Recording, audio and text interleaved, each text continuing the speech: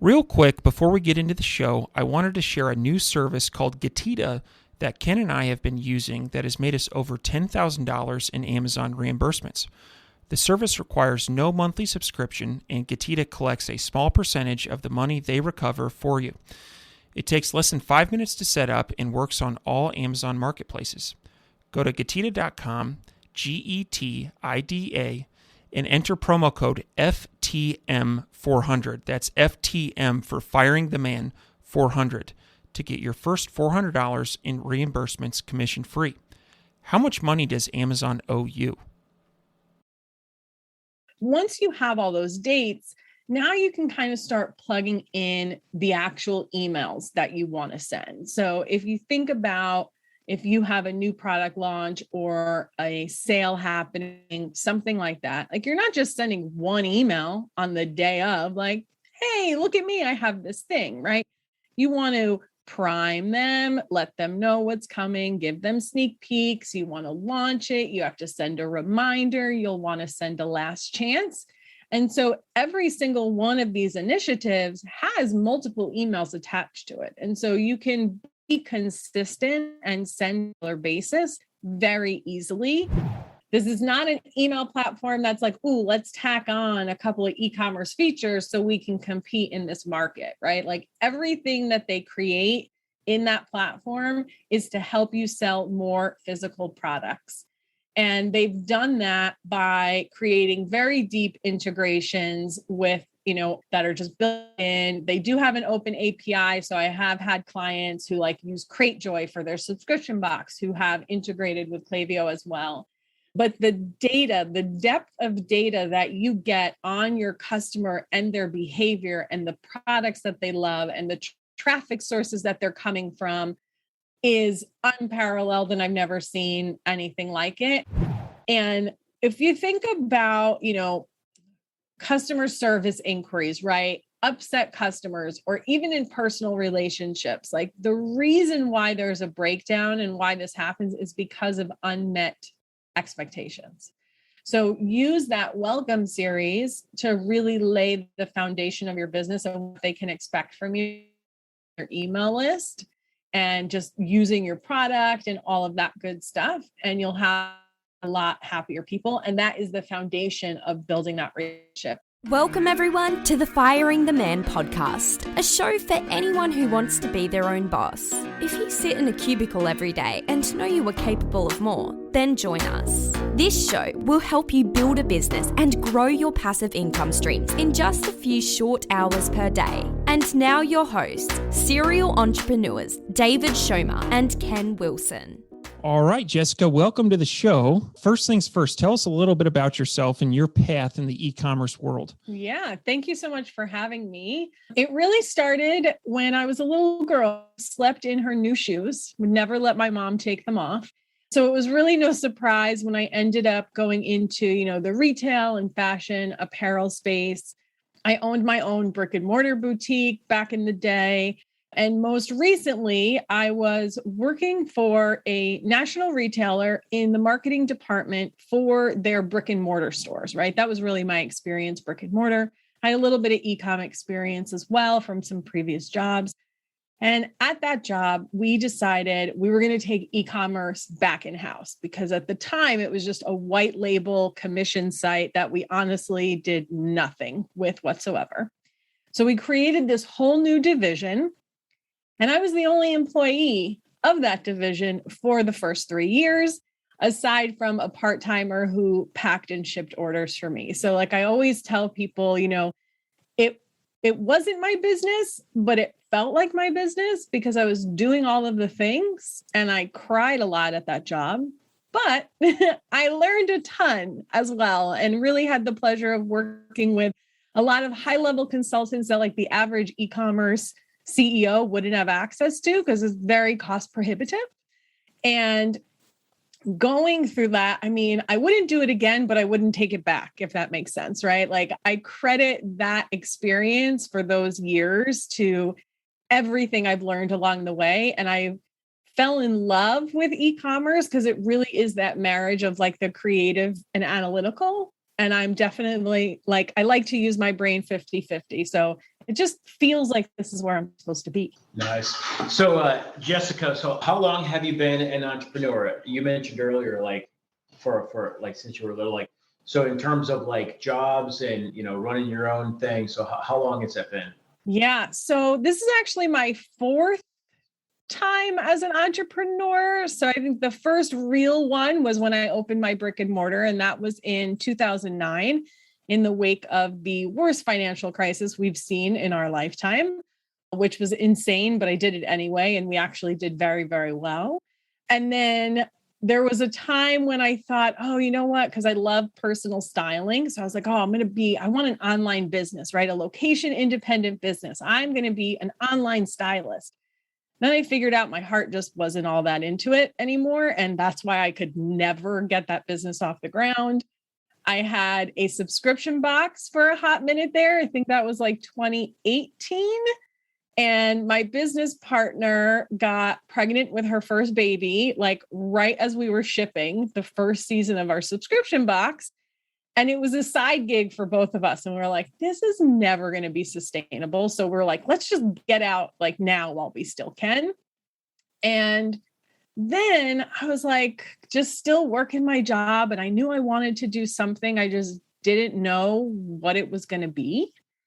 And I actually ended up starting Ecommerce Badassery by accident. And I can tell you that story if you want to hear it. But I've been full-time in this business since September of 2020. So I feel like any entrepreneur, like it's not a one and done, right? You have a few tries first before you land on the thing that really works. Well, let's dive into that. So you mentioned that you started Ecommerce Badassery by accident. So let's dive into that. Tell me a little bit more. Yeah, absolutely.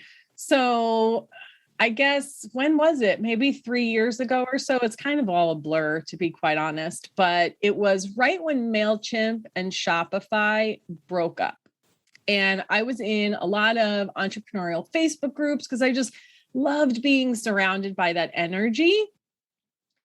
And everyone was freaking out because they didn't know what to do. What do you mean MailChimp doesn't work with Shopify anymore? So I just started talking to them about Klaviyo because I had already been using that email platform for the last 3 years or so. And they started reaching out to me. Well, I'm on Klaviyo, but I'm really struggling. Can you help? Or I just switched and my emails are going into junk. Can you get me out of it? And I was like, all right, well, let's try this out and see what happens, right? And so those first 2 clients, it was the most joyful thing I've ever done. And I remember sitting on the couch with my husband and him being like, so are you going to start a business or like, what are you doing? And I was like, I guess I could start a business. What I realized is when something comes really naturally to you or you've been doing it for a really long time, you take that for granted, right? And you think everyone knows this stuff and you don't realize that people are actually willing to pay you to do it for them.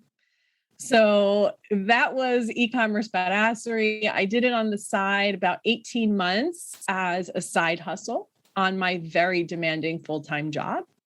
And I just went full-time in September of last year. So it's the best job I've ever had. Well, very nice. We call that firing the man. You fired the man. Yes, so I did. Congratulations on that. Thank you. To rewind a bit.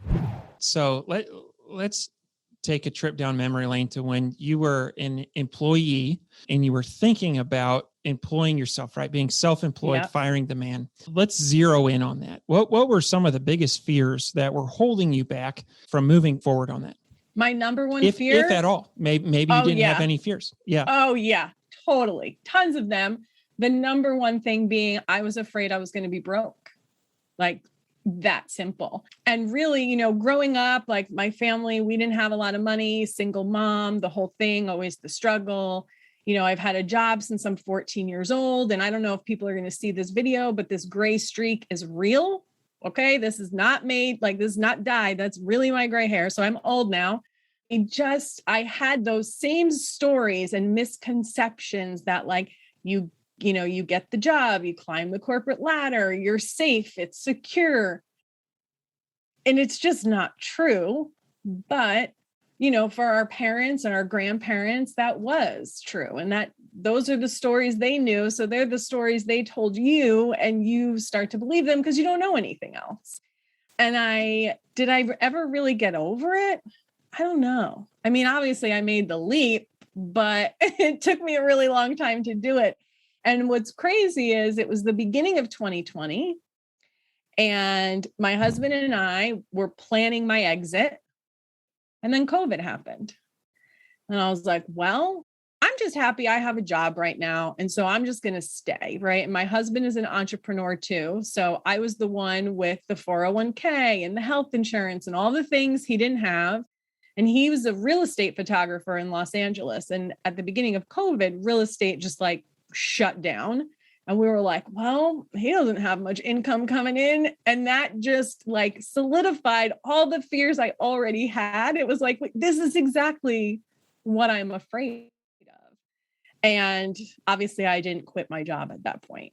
And it's, I got there eventually, but it was definitely a journey for sure. Yeah, that's a, interesting story. Thanks for sharing that. And, it's like you mentioned earlier, like entrepreneurs, the first thing that we start never usually works out. And so we continue to hone our abilities and try new things and ideas, and entrepreneurs are never short of ideas, right? We have ideas floating around all day long. So, but yeah, like it sounds like, so the timing of you, firing the man was a little bit crazy with COVID, but you just jumped into it, and now here we are. So, and also I wanted to give you props on the name, Ecommerce Badassery. That's a killer name. Thank you. I love it. It's great. Yeah. So let's just get right into some more e-commerce stuff. So can you share with the audience a few quick wins for success, like easy tweaks or something, because something for immediate results. Everybody wants something immediate. You and me both. Absolutely. Right. So yeah, this is actually one of my favorite topics, because I think we get caught up in like, oh, what's this person doing over there? And what's that person doing? And I have to try this and I have to try that. But like, really, I encourage everyone, and this really works whether you're e-commerce or not, but I'm going to give you 2 things that you can actually implement on your own website in the next 24 hours that will give you immediate. But I want you to remember that there's really only 3 ways to make more money in your business, right? You can acquire new customers, you can bring your existing customers back more often, or you can get them to buy more when they're already shopping. And which of those is the easiest and cheapest to do is to just get them to spend more when they're already shopping. So my 2 favorite ways to do that. One is to raise your free shipping threshold. And I like to look at this every, 3 to 6 months, depending upon how quickly your business is growing. If your current free shipping threshold is at or below your average order value, then you are. So the idea is your shipping threshold should be a couple dollars more than your average order value. You don't want your customer to have to like double what they were planning to spend. That's a really big ask. You want them to maybe add one more item to their cart. And studies show, I think it's 60 to 70% of people will add more to their cart just to get free shipping.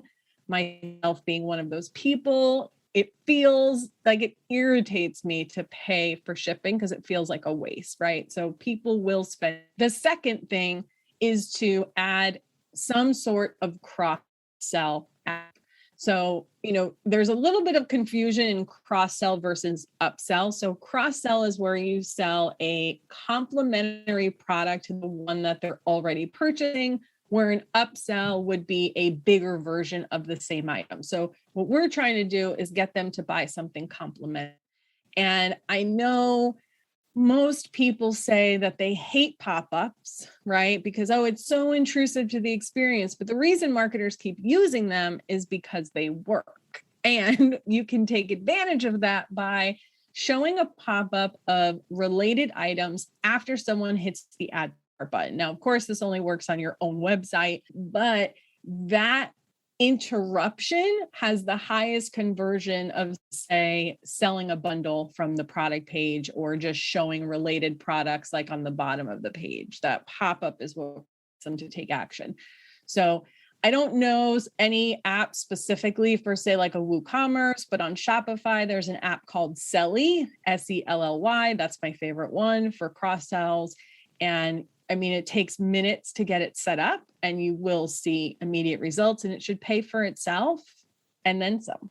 I really like that suggestion of or breaking down how to make more money into, really those three things that you mentioned capture everything, right? And so I'm always curious in terms of like, I always like to look to an example, and I'll give you an example of an example. Anchor is they're on Amazon and they have wonderful product photography, wonderful infographics. And when I'm coaching somebody either on our team or a contractor, I often like to point to those because it's just a great example of what professional images look like. And so curious if you can think of any brands off the top of your head that, when you are shopping on their websites, do a really effective job of this cross-sell that you mentioned. Yeah, of course, I can't think of one right now because you're asking me and I wasn't prepared. But if it comes to me throughout the episode, I will definitely mention it. But what's funny though is there are so many businesses that don't take advantage of this at all. It kind of blows my mind, right? Even like the big ones don't do it. So this is really like your way to kind of stand out.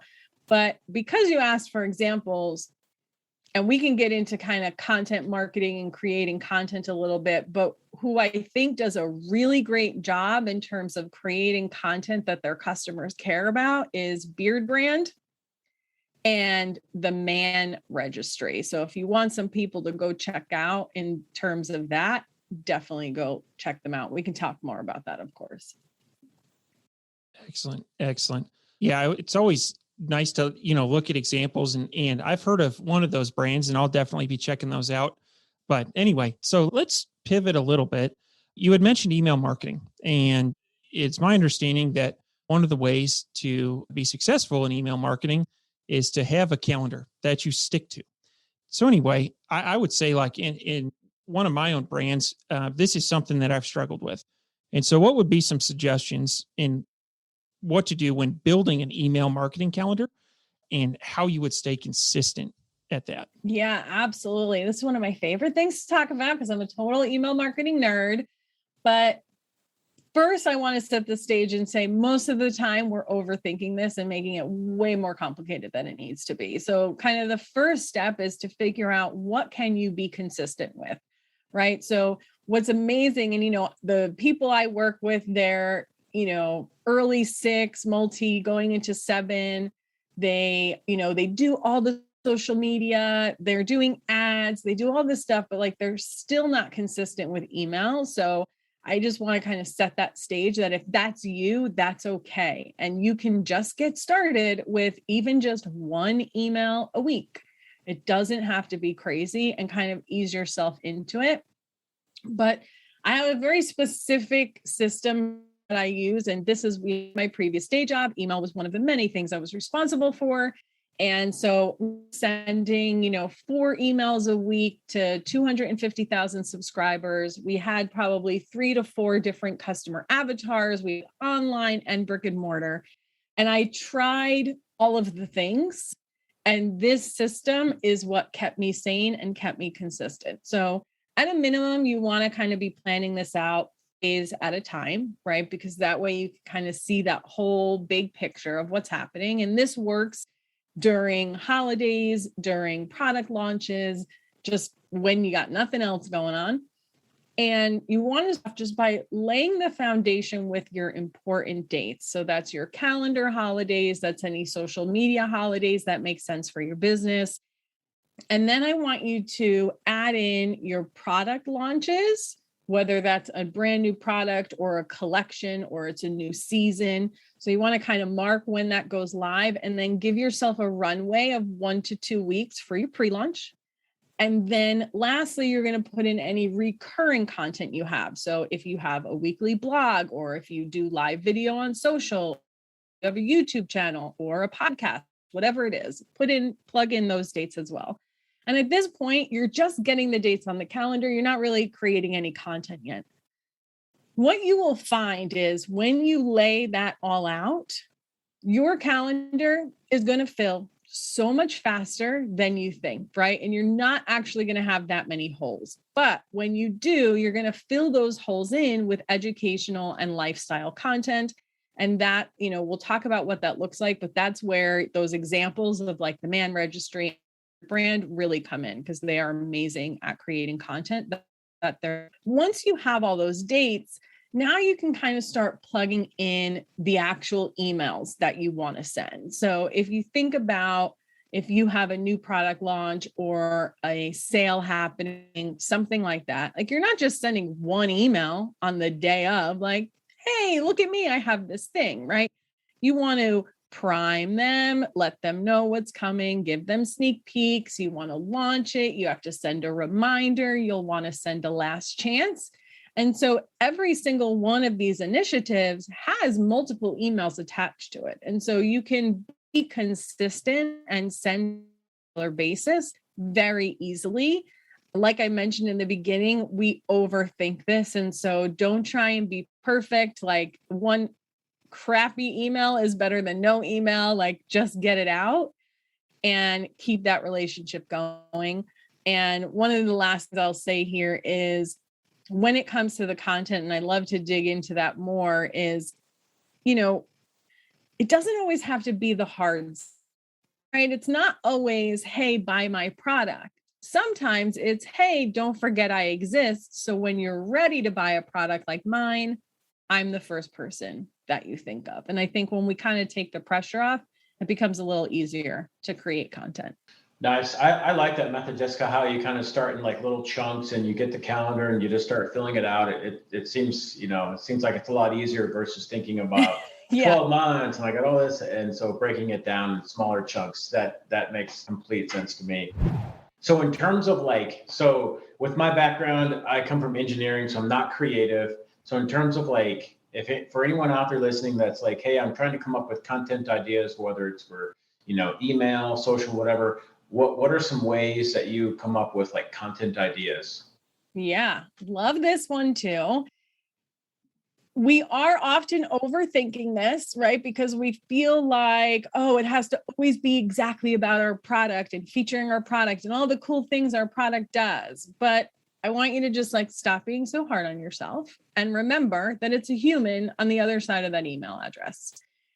They are coming to you for a specific reason, right? There's a reason why they need your content, your product. And it's either they're solving a problem, relieving a pain, they want to feel more confident. Usually, if you're talking apparel and accessories, for example, if you're a luxury brand, it's because you have, they like pretty things and they want status. Like, why else do we buy very expensive things? Because it makes us feel good. So when you can nail down the reason why they buy and the outcome that they're looking for, you can use that as a jumping off point for content. And additionally, what else related to your product do they care about? So let's say you're a CBD brand and you market that your product gets better sleep. Well, you can create content around getting better sleep, right? The age-old turn off the electronics an hour before going to bed, creating a nighttime routine, etc. If you sell fitness apparel, well, that person is likely interested in workouts, nutrition. If you sell makeup, they probably care about skincare. So I know a lot of times too, we feel like, oh, well, I'm not an expert in that thing. Maybe you're not, but you're a CEO, which means you're scrappy and you got to figure things out. So whether it's you learning it or partnering with someone who is an expert in the field to create that content.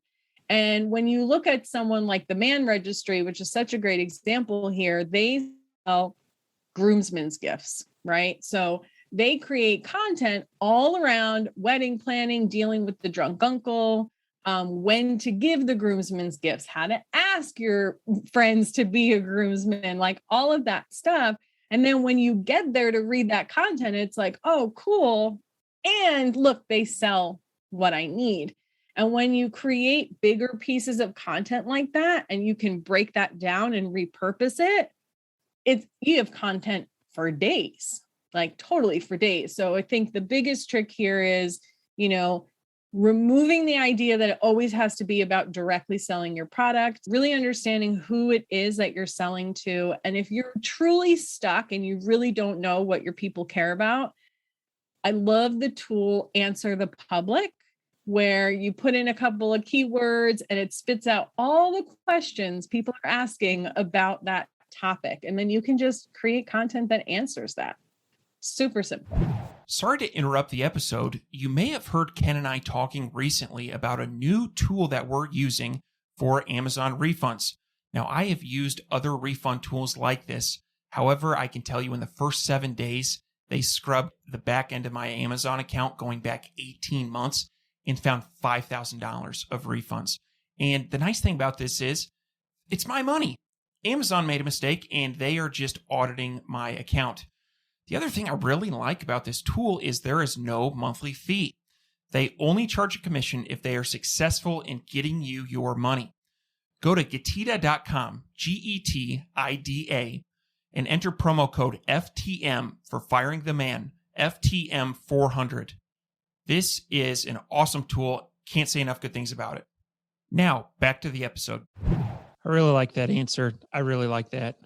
One thing I want to circle back on that you mentioned a little bit earlier in the episode was repeat customers, right? That is a good source of income for any business. And, one strategy that we use in our business is oftentimes if someone buys from us, we will add them to our email campaigns and maybe we'll give them a 10% coupon to be used in the next 90 days. And I would love to have those customers just come back without offering a discount. You know what I mean? I do. Yeah. And so do you have any suggestions on how to get those customers to come back without offering up that discount? Just offering a solid product for them to buy again. Yes. The age-old question, how do you get people to come back without offering an incentive? The core of this is about building relationships and my go-to way to do this. And then of course, it depends a little bit on your product. So let's talk the easy stuff first. Let's say you have a consumable product that people need all the time. Sometimes it's as easy as setting up an automation that triggers X number of days after their purchase based on what you know about your customer. So if you know on average, people are coming back every 60 days to get, a replenishment, set up the email a few weeks before that to remind them, hey, you might be running out soon. We are forgetful, busy, overwhelmed people, right? In general, we all have a lot going on. And a lot of times it truly just is because they forgot. And so you can use email to support you in that. If you don't have a consumable product, and this kind of works for both, but I really love to focus on that post-purchase experience, right? After they buy from you that first time and that second time, feel like once they get to the third purchase, that's when they're like really your customer. But before that, they're still kind of feeling you out, right? So I love to set up a really powerful post-purchase series. And I ask myself, and I do this with my clients, what does the customer need to know and understand to have a really great experience with your product so that they come back and leave you a positive review? Just because you got the sale doesn't mean that your job is done. And so that first impression is really, really important. So some examples of this, and, not that I didn't know that a post-purchase was important, but it was actually this experience at my previous job where it like truly clicked for me. And we had this new product. It was completely innovative, new to the market. It was blowing up the industry. It was such a huge deal. And all of these customers, and they would come back afterwards and want to return it, or they would, contact customer service and be like, I don't like this. Like, this is not good. What is going on? And what we figured out after talking to them was it was user error because we did not do a good job of educating them on how to get the most out of the product. So once we set up and created that content and set it up in an email, the customer inquiry stopped. And it was like, oh, light bulb. So this is something I dig in really deep with the people I work with. And like another example is I had worked with someone, she has a handbag line. She has 6 main styles, but they're all very, very different from each other. So what we did was created content specifically to each of those bags that we show dynamically. Now I'm getting a little techie, but we show dynamically in the email based on what they bought. So if they bought, handbag A, they see this block of content. If they bought handbag B, they see this block of content. And I was actually just talking to her recently, and she was on a podcast talking about this. And she said, once those went live, their customer service inquiries have decreased dramatically. And I think one of the things we forget is that customer service inquiries are also a very important metric to track in your business, right? Because that's time, energy, effort you have to spend servicing these customers that you could be doing something else. So that's just kind of my favorite way of building the relationship. When they feel taken care of, they're going to want to come back to you anyway, because you have an awesome product and you give them an awesome experience. And so it really does start with the experience and building the relationship. That's awesome. So Jessica, like earlier on, you alluded to, and I did some research before the show and found out that you were kind of a Klaviyo expert. So I was secretly very excited because we're in the process of migrating from ConvertKit over to Klaviyo. And so, yeah, I was wanting to see if you can share with everyone, like what makes Klaviyo so powerful. We'll just start off with that one. Yeah. Gosh, my favorite thing, I'm such a Klaviyo nerd. And it's so funny because I talk about them and people are like, I don't know if she's sponsored. I'm like, I'm not. I just love it that much. Klaviyo, if you're listening.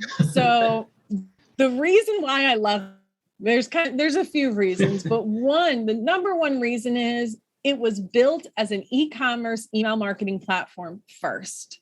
This is not an email platform that's like, ooh, let's tack on a couple of e-commerce features so we can compete in this market, right? Like everything that they create in that platform is to help you sell more physical products.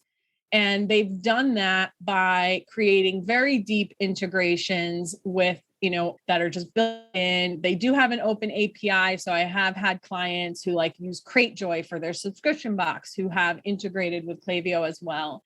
But the depth of data that you get on your customer and their behavior and the products that they love and the traffic sources that they're coming from is unparalleled, and I've never seen anything like it. And this is better than enterprise platforms that I've used in the past. So it gives you visibility into your customers that you really can't get anywhere else. And because you are able to store as much data about an individual as you want through custom profile properties, it gives you the opportunity to collect a lot of first-party data, and it can be the source of truth for you, right? So you don't have to go into your ecom platform to figure out where the traffic is coming from, and then you need to go over here for this, and then you're trying to figure out who buys what.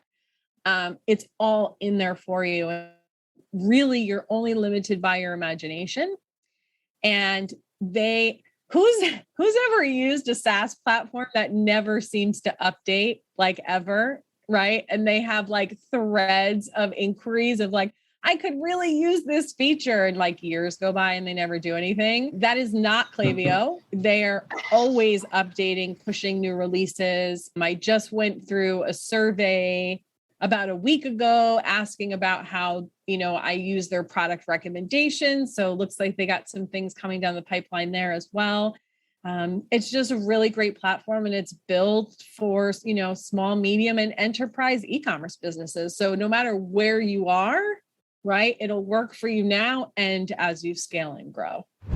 On the topic of email marketing, let's talk email automations. What are some email automations that we can use either as a standalone product or with Klaviyo to increase revenue? Absolutely. So typically, when I work with someone, I will set up 6 initial automations.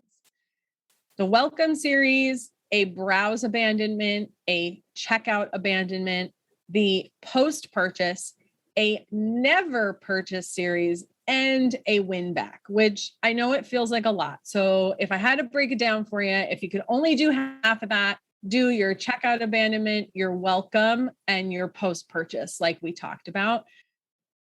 What makes the automation so amazing is that it's based on the customer's behavior, right? And they're set it and forget it-ish. So, that's as close to like passive income in e-commerce as you can get is if you have email automations and you can craft it specifically for your person and the action that they just took. So that's why I love them so much. And, really understanding like that journey that everyone is taking and making sure that you're sending the right message at the right time to the right. And we can dig into those a little bit deeper if you want, but that's where I would get started.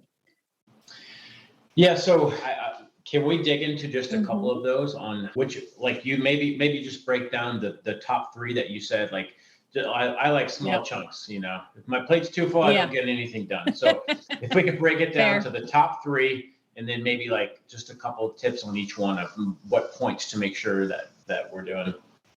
Yeah, absolutely. So let's start with the checkout abandonment. And I'm calling it checkout abandonment versus cart abandonment because I work mostly in Shopify. And in that case, they have to press a button that says start checkout, right? Otherwise it doesn't count. So the thing about that is if you think about where that customer is in the journey, right? So they've already done the research, they discovered you somewhere, they made it to your website, they looked at the product page, they added it to their cart, and they decided, yes, I want to check out. But they didn't finish. So what are they potentially struggling with at that step? And how can you overcome that inside of your checkout abandonment emails? A lot of times, and you'll see a lot of stuff on the internet about, we're too high, unexpected shipping costs, things like that. And that may very well be true. I will say, in my experience, we tested a lot of stuff when it came to shipping and it made no difference and people paid for the shipping. So already on that, test it out in your own business. But I would think more of the psychology of why they are buying from you, right? What is the outcome that they're looking for? What hesitation might they have?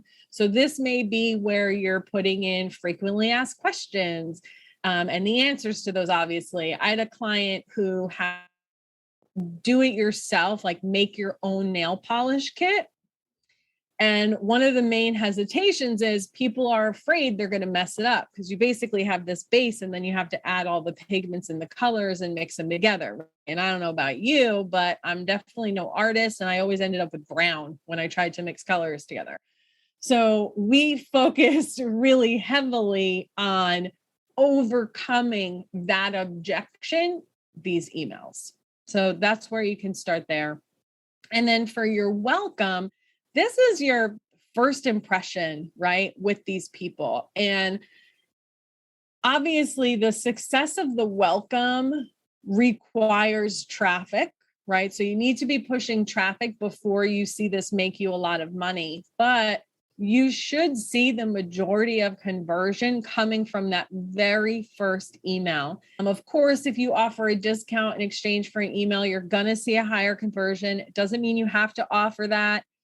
But if you have room in your margin for it, you might as well. It's not training people to wait for discounts. It's removing some of the risk of trying a new company, if you think about it like that. And these days, I feel like offering a 10% off is probably cheaper than offering free shipping because rates keep going up. But think about that very first impression. And in that initial welcome email, you kind of want to balance giving them a little bit of information about you, but ultimately your number one goal is just to get them to click and go to the website because you want them to make the purchase. And then in subsequent emails is where you can kind of start introducing your company more, brand more, what and for, depending upon, if you know, so the company, you can talk more about that. It's where you get to introduce what other channels you have, what they can expect from you. And if you think about, customer service inquiries, right? upset customers, or even in personal relationships, like the reason why there's a breakdown and why this happens is because of unmet expectations. So use that welcome series to really lay the foundation of your business and what they can expect from you, your email list, and just using your product and all of that good stuff. And you'll have a lot happier people. And that is the foundation of building that relationship. And then, we have the post-purchase, which we talked about already. If you guys listen to this on 2x speed, go back and listen again and take some notes. But those are the three most important ones for sure. Awesome. Yeah, those are dynamite. Thanks for sharing. If you're listening to this and you don't have any email sequences set up, go get those 3 set up and get ready for Q4. So awesome. David, over to you. Yeah. So can you tell us a little bit more about Ecommerce Badassery? I sure can.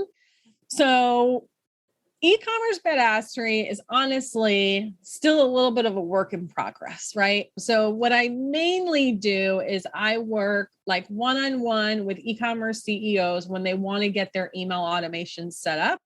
I have a service where I literally do everything for them, A to Z. They don't have to lift a finger other than, tell me about their customer and their product. And then I also work like one-on-one or higher level, just e-commerce in general. So we talk about email marketing and SEO, operations, and all that stuff. And my number one goal, and the reason why I do this, is because I want to put more money in the pockets of entrepreneurs, because I think we do much better work than some of our corporate behemoths out there, right, with our money. I think the dollar goes a lot further because it's supporting families and other local businesses and all of that good stuff. So, my goal is to figure out what this group, this like mid-level e-commerce group needs and serve them in that way. And I really love to focus on, actionable things that people can do, just like we talked about in the beginning, right? Like go implement these right now, next 24 hours, and you can see results. And that's really what Ecommerce Badassery is all about. Excellent. I really like that mission. David, do we want to cover anything else, or are we ready for the fire round? I'm ready. What about you, Jessica? I'm ready. Let's do it. All right. What is your favorite book? I don't read that much, to be honest. But if I am going to probably listen to a book, right, it's going to be a business book. And some of my most recent favorites are, I want to say it's Jeff Walker has the Launch Strategy book. I don't remember what it's called, that one. But really what he talks about is like building up the hype for whatever it is that you have coming next, which has proven to just like be a game changer for most businesses. Okay. It sure is. Awesome. What are your hobbies? Is shopping a hobby? Yeah, I would say it's probably one of the most popular hobbies ever. So, that is definitely my hobby. Like you can take the girl out of fashion, but I still collect shoes, even though I rarely leave the house. But other than that, I just really love to break bread with friends and family and like experience this life through food. Very cool. Yes, same here. What is the one thing that you do not miss about working for the man? One thing? In all seriousness, it's the biggest thing for me about being an entrepreneur is being able to own all of my own successes and failures, right? Like when you are working in these large corporations and you're reliant on other people and you get caught up in all the red tape and all the sword fights at the top, like I was just sick of it. And even if I'm going to mess up, like let that be because I messed up, not because someone else messed up. Yeah, I totally agree. What do you think sets apart successful e-commerce entrepreneurs from those who give up, fail, or never get started? Oh man, perseverance and resilience. I think there is a huge misconception in the space that like e-commerce is easy, right? And it's passive income. Run some ads and you'll be a millionaire. And that's just really not how this works. Like, Does it work sometimes because you nailed like a really cool product and you had a whole bunch of money to spend? Yeah, but that is not the norm. And I think a lot of people get into it with unrealistic expectations of what it takes to really do this. And they get so bogged down in the design of their website and every little pixel. And like, I have this email list of 200 people, but it doesn't convert. What am I doing wrong? Like, you're not doing anything wrong. You need more traffic and you need more eyeballs. And when you are starting, acquisition really needs to be your number one focus. And I think that we would rather just hide behind our than get out there and sell our product. Awesome. David, you want to close out the show? Yeah. How can people get a hold of you? You can find me at Ecommerce Badassery in all of the places. That's my website, my Instagram. I have a Facebook group, a podcast, all Ecommerce Badassery. Very nice. And you were kind enough to set up a link for us. So you do have a free resource center. Go to ecommercebadassery.com/firingtheman. We'll post a link to that in the show notes. Yes. Jessica, wanted to thank you for being a guest on the show. And we look forward to staying in touch. Amazing. Thank you so much, David and Ken, for having me. This was so much fun. All right. Thank you. Yep. Thank you. Thank you, everyone, for tuning in to today's Firing the Man podcast. If you like this episode, head on over to firingtheman.com and check out our resource library for exclusive Firing the Man discounts on popular e-commerce subscription services. That is firingtheman.com/resource. You can also find a comprehensive library of over 50 books that Ken and I have read in the last few years that have made a meaningful impact on our business. For that, head on over to www.firingtheman.com/library. Lastly, check us out on social media at Firing the Man and on YouTube at Firing the Man for exclusive content. This is David Schomer. And Ken Wilson. We're out.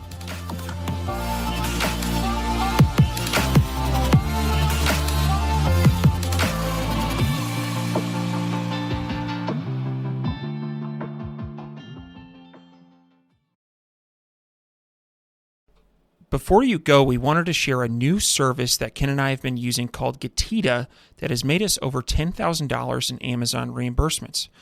The service requires no monthly subscription, and Getita collects a small percentage of the money they recover for you. It takes less than 5 minutes to set up and works on all Amazon marketplaces. Go to Getita.com, Getida.com, and enter promo code FTM400. That's FTM for Firing the Man 400 to get your first $400 in reimbursements commission free. How much money does Amazon owe you?